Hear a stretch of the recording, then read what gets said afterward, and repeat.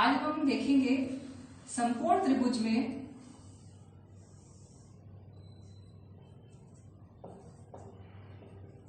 यदि हम थीटा इसको ना लेकर इसको थीटा मान लेते हैं तब क्या स्थिति रहती है। समकोण त्रिभुज में थीटा इसको लेने पर जुड़ी हुई भुजा यानी कि संलग्न भुजा ए बी हो जाएगी और सम्मुख भुजा हो जाएगी बी सी। यानी कि इस स्थिति में बेस यानी कि आधार हो जाएगा ए बी और परपेंडिकुलर यानी कि लंब हो जाएगा बी सी और कर्ण वही रहेगा। कर्ण को इंग्लिश में बोलते हैं हाइपोटेन्यूस। इस स्थिति में साइन थीटा हो जाएगा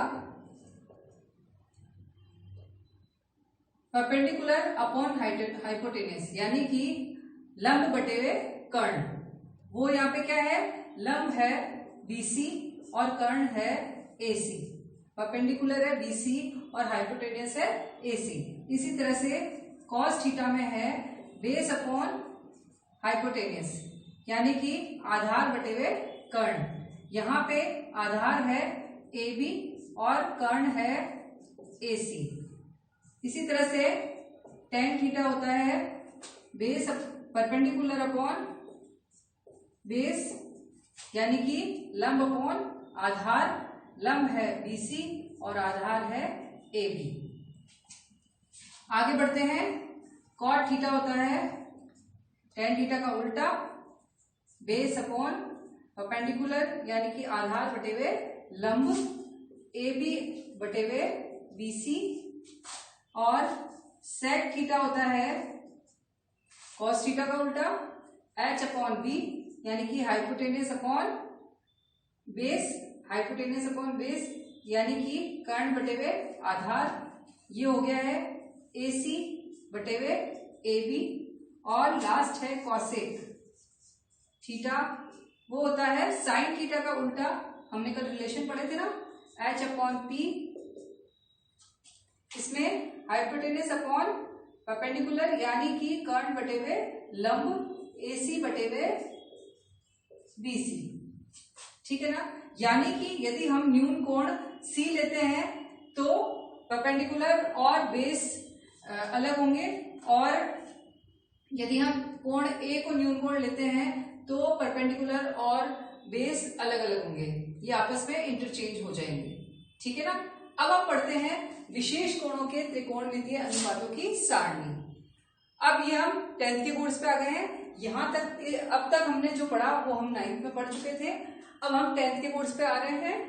विशेष कोणों के त्रिकोणमितीय अनुपातों की सारणी में हम ये देखेंगे कि साइन थीटा कॉस थीटा जो हमारे त्रिकोणमितीय अनुपात है वो अलग अलग कोणों के लिए इनका मान अलग अलग होता है।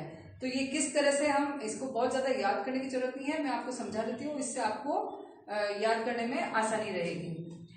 साइन थीटा का जीरो डिग्री के लिए मान होता है 0।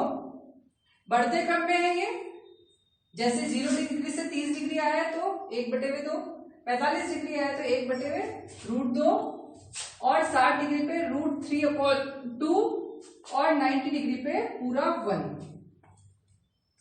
यदि हम केवल साइन थीटा की सारी वैल्यूज याद कर लेते हैं तो फिर हम पूरी सारणी बहुत आराम से बना सकते हैं, क्योंकि कॉस थीटा होता है साइन थीटा का बिल्कुल उल्टा। यहां पे 0 का था 0, इसकी वैल्यू 0 की 0 थी, और कॉस थीटा में 0 की हो जाएगी 1 जो कि 90 डिग्री की थी। यहाँ पे 30 डिग्री की हो जाएगी √3/2 जो कि यहाँ पे 60 डिग्री की थी साइन में। 1/√2 दोनों में समान है, और 60 डिग्री में हो जाएगा 1/2 और 90 डिग्री में 0। इस तरह से साइन थीटा और कॉस थीटा का मान निकल गया है।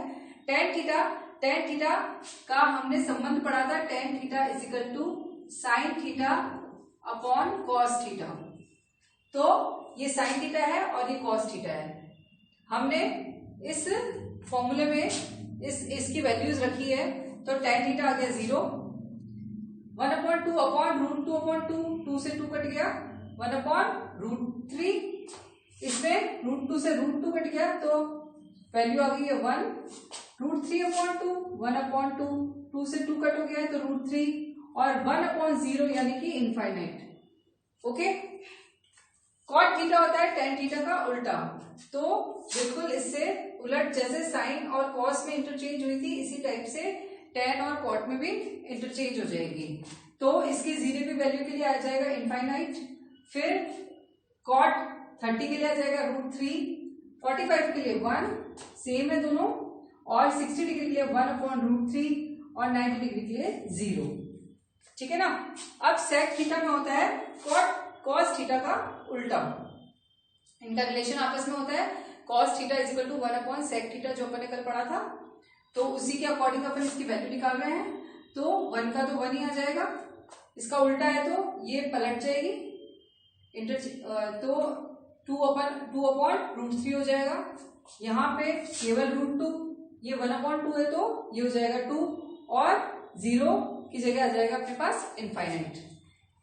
इसी तरह से कॉसेक थीटा भी क्या होता है, साइन थीटा का उल्टा होता है।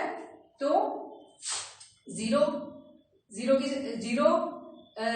साइन 0 है तो ये कॉसेक इनफाइनाइट होगा। साइन 1/2 है तो उल्टा होके 2 हो जाएगा, यहाँ पे उल्टा होके √2 हो जाएगा, यहाँ पे उल्टा होके 2/√3 हो जाएगा, और 1 का 1 रहेगा। इस तरह से हमें ये एक सारणी समझ में आ गई है। आप साइन थीटा की सारणी, साइन थीटा का लर्न करके आप इस पूरी सारणी को बना सकते हैं। इसको एक बार अच्छे से बनाना सीख लीजिएगा, इससे क्या आपको क्वेश्चन करने में आसानी रहेगी। अब हम इस पर आधारित 1-2 एग्जाम्पल मैं आपको समझाना चाहूंगी ताकि आप प्रश्नों को अच्छे से हल कर पाए। तो पहला एग्जाम्पल दिया हुआ है, फर्स्ट एग्जाम्पल,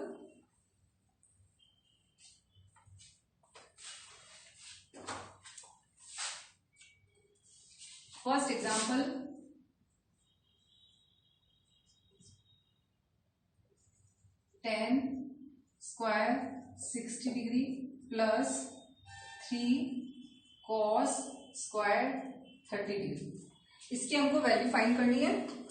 तो हम अभी इस सारणी या टेबल में देखेंगे कि tan थीटा की वैल्यू कितनी है, tan 60 की वैल्यू, tan 60 की वैल्यू हमें देखिए ये √3, तो हम यहाँ पे वैल्यूज पुट करते जाएंगे। ठीक है ना। तो √3 स्क्वायर प्लस 3 इंटू cos 30 की वैल्यू कितनी है, cos 30 की वैल्यू है √3/2, इसका भी स्क्वायर, यहां लगे हुए ना स्क्वायर। तो √3 इंटू √3 कितना हो जाएगा, 3 प्लस 3 इंटू 3/4, 2 2 जा 4। ठीक है ना। यहां पे आ गया 3 प्लस 3 3 जा 9/4, ये हमारा आंसर हो जाएगा। इस टाइप से एग्जाम्पल नंबर 2,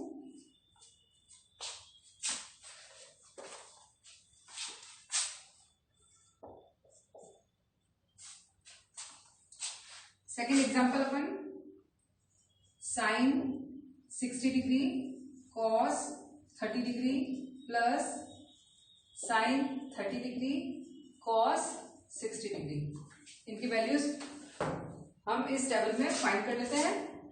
साइन 60 की कितनी वैल्यू है, √3/2, कॉस 30 की वैल्यू भी सेम है, हमें पता है ना इंटरचेंज हुई है, प्लस साइन 30 की वैल्यू है 1/2 इंटू मल्टीप्लाई बाय कॉस 60 की वैल्यू भी 1/2, √3 इंटू √3 3/4 प्लस 1/4, 4 एलसीएम ले लेंगे, 3 प्लस 1 इक्वल्स टू 4/4, 4 से 4 कट हो गया और 1, आंसर आ गया अपने पास 1। तो इस टाइप से हमें जो भी क्वेश्चन दिया हुआ है उसमें हमको देखना है कि कितनी डिग्री दी हुई है, यहाँ से वैल्यूज फाइंड करनी है, धीरे धीरे हमको लर्न हो जाएगी, टेंशन करने की कोई बात नहीं है, और हम इसमें वैल्यूज पुट करते जाएंगे और इस तरह से हम आराम से क्वेश्चन सॉल्व कर लेंगे। अब हम इसके बाद पढ़ेंगे नेक्स्ट लेक्चर में